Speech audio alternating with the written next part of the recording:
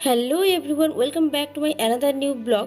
তো কালকে আর blog upload দিতে পারিনি, কারণ শরীরটা খুব একটা ভালো যাচ্ছে না। শরীর প্রচণ্ডই অসুস্থ এই গরমে। তো যাই হোক, আজকে আমরা যাব মাসির বাড়িতে। তাই জন্য মা আর ঠাম্মা মিলে এখানে নারকেলের নাড়ু বানাচ্ছে। আর চলো তোমাদেরকে দেখাই আমাদের ছোট্ট পানের বরসটা।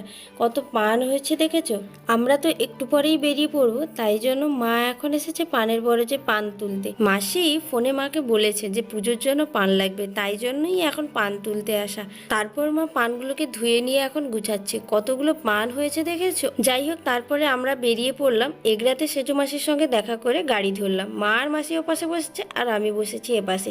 তারপর আবার পটাশপুরে নেমে গাড়ি চেঞ্জ করলাম। তারপর আমরা লক্ষ্মীবাজার স্ট্যান্ডে নেমে চলে গেছিলাম ফলের দোকানে কিছু ফল কিনতে। তারপর আমরা হেঁটে হেঁটে পৌঁছে গেলাম মাসির বাড়িতে। আর ওই যে পুচকেটা হচ্ছে আমার দিদির ছেলে। তো আজকের ব্লগটা এতটুকুই। ব্লগ ভালো লাগলে ডু সাবস্ক্রাইব। আর মাসির বাড়িতে কি কি করলাম সেটা দেখাবো নেক্সট ব্লগে। তো আজকে